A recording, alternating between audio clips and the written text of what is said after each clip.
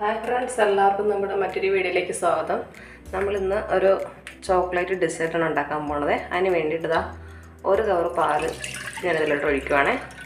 വെള്ളമൊന്നും ആടിയുന്നില്ല, ഒരു കവർ പാൽ മാത്രമേ. ഇനി നമുക്കതിലേക്ക് ഒരു 100 ഗ്രാമോളം ഡാർക്ക് ചോക്ലേറ്റ് ആണ് കേട്ടോ. അതും കൂടെ നമുക്ക് ആഡ് ചെയ്ത് കൊടുക്കാം.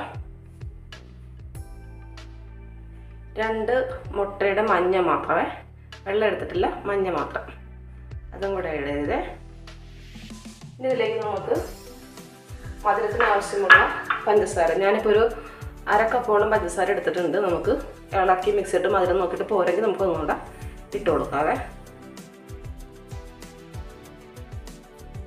ഇനി നമുക്ക് വേണ്ടത് ഇതിലേക്ക് 1/2 കപ്പോളം കോൺഫ്ലോറാണ് ഞാൻ എടുത്തിരിക്കുന്നത്. കോൺഫ്ലോറിന് പകരം മൈദ എടുത്താലും മതി.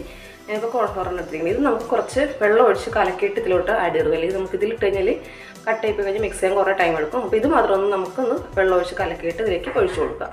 എല്ലാം നല്ലപോലെ കലക്കി എടുത്തിട്ടുണ്ട്. അത് നമുക്ക് അതിലേക്ക് ഒഴിച്ചു കൊടുക്കാം. ഇത് നമുക്ക് 1 സ്പൂൺ കൊക്കോ പൗഡർ ഞാൻ ഇതുപോലെ വെള്ളത്തിൽ കലക്കി എടുത്തതാണ്. അത് നമുക്ക് ഇതിലേക്ക് ഒഴിച്ചു കൊടുക്കാം. നമുക്കിതെല്ലാം നല്ലപോലെ ഒന്ന് മിക്സ് ചെയ്ത് കൊടുക്കാവേ. പഞ്ചസാരയും ഇതെല്ലാം ഒരേപോലെ എല്ലാ സ്ഥലത്തും കിട്ടുന്ന രീതിയിൽ. ചോക്ലേറ്റ് നമ്മൾ തീ ഓണാക്കി കഴിയുമ്പോൾ ചൂടായി വരുന്നതനുസരിച്ച് മെൽറ്റ് ആയിക്കോളും. ഞാനിപ്പോൾ ഇത് ഓണാക്കിയിട്ടില്ല. നമുക്കതൊന്ന് ആ മുട്ടയും എല്ലായിടത്തും ഒന്ന് മെൽറ്റ് ആക്കിയതിന് ശേഷം നമുക്ക് ഓണാക്കി കൊടുക്കാവേ. ഇതെല്ലാം മെൽറ്റ് ആയിട്ടുണ്ട്. നമുക്കിനി സ്റ്റവ് കത്തിക്കാം. സ്റ്റവ് നമുക്ക് ആദ്യം ചെറിയ തീയിൽ വെക്കാം കേട്ടോ. ചെറിയ തീയിൽ വെച്ച് ഇന്ന് ചോക്ലേറ്റ് മൊത്തം ഒന്ന് മെൽറ്റായി കഴിയുമ്പോൾ നല്ലപോലെ തിക്നെസ് ആയി വരണം. അതുവരെ നമുക്കൊന്ന് ഇളക്കി കൊടുക്കണേ.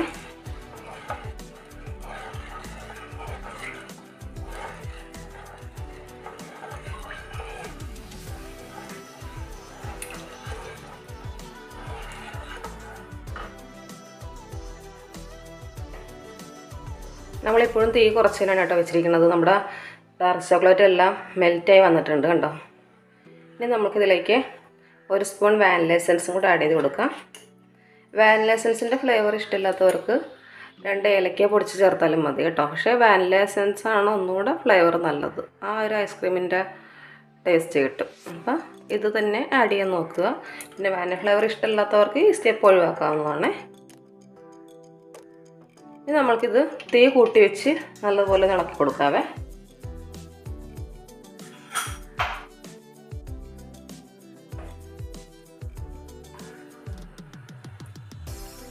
നമ്മൾ പിന്നെ കൈ എടുക്കാതെ ഇളക്കിക്കൊണ്ടിരിക്കണം. കാര്യം ഇത് കോൺഫ്ലോർ ചേർത്തുകൊണ്ട് പെട്ടെന്ന് കുറുകി വരുവേ. നമുക്കിങ്ങനെ കൈ എടുക്കാതെ ഇളക്കി കൊടുത്തുകൊണ്ടിരിക്കാം. ഞാൻ മധുരം നോക്കിയത് കേട്ടോ. ഒരു 1/2 കപ്പ് പഞ്ചസാര പാകമായിരുന്നു. ചോക്ലേറ്റും കൂടെ മെൽറ്റായി വന്നപ്പോഴത്തേന് അതിൻ്റെ മധുരം കൂടെ വന്നപ്പോൾ പാകമായി. പിന്നെ മധുരം കൂടുതൽ വേണ്ടവർക്ക് കുറച്ചും കൂടെ മധുരം ആഡ് ചെയ്യാം. കാരണം നമ്മളിത് ഫ്രിഡ്ജിൽ വെച്ച് തണുപ്പിക്കുമല്ലോ. ആ തണുപ്പിക്കുന്ന സമയത്ത് മധുരം ഒന്നും കൂടെ കുറയും. അപ്പോൾ അതുകൊണ്ട് മധുരം കൂടുതൽ ആവശ്യമുള്ളവർ ഒരു 2 സ്പൂൺ പഞ്ചസാര കൂടെ ഈ സമയത്ത് ആഡ് ചെയ്തോണേ.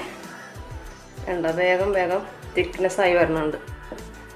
ഇളക്കിക്കൊണ്ടേയിരിക്കാം. നമുക്ക് എന്നില്ലാത്ത രീതിയിൽ നമ്മൾ നല്ലപോലെ ഇളക്കി മിക്സ് ചെയ്യണം. ഇത് തിളച്ച് വരുമ്പോഴത്തേന് ഒന്ന് കട്ട പോലെ ആവും. അപ്പോൾ നമ്മൾ നല്ല സ്പീഡിൽ ഇതുപോലെ ഇളക്കി കൊടുക്കുകയാണെന്നുണ്ടെങ്കിൽ ആ കട്ട മാർക്കിട്ടും. അതുപോലെ തിക്നെസ് ആയിട്ടുണ്ട്. നമുക്ക് സ്റ്റവ് അങ്ങ് ഓഫ് ചെയ്യാം. ഇതിൽ തന്നെ ഇരിക്കട്ടെ. നമുക്കിതൊന്ന് സെറ്റ് ചെയ്യാനുള്ള പാത്രം റെഡിയാക്കാം.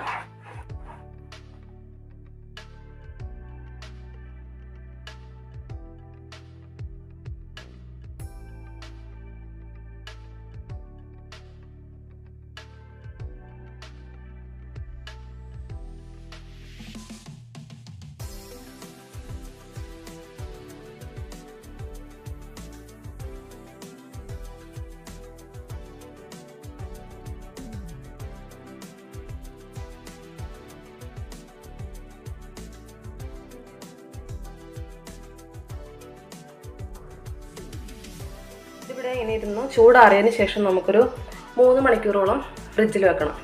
ഫ്രീസറിലല്ല, ഫ്രിഡ്ജിൽ വെച്ചിരുന്നാൽ മതി. അതിന് ശേഷം നമുക്ക് എടുക്കാവേ. ചോക്ലേറ്റ് ഡെസേർട്ട് ഫ്രിഡ്ജിൽ വെച്ച് ഞാനൊരു 3 മണിക്കൂറോളം ഫ്രിഡ്ജിൽ വെച്ച് കേട്ടോ. ഇതുണ്ടോ, സൈഡൊക്കെ നല്ലപോലെ വെട്ട് വന്നിട്ടുണ്ട്. നമുക്കിതിനൊരു പ്ലേറ്റിലോട്ട് മാറ്റാം.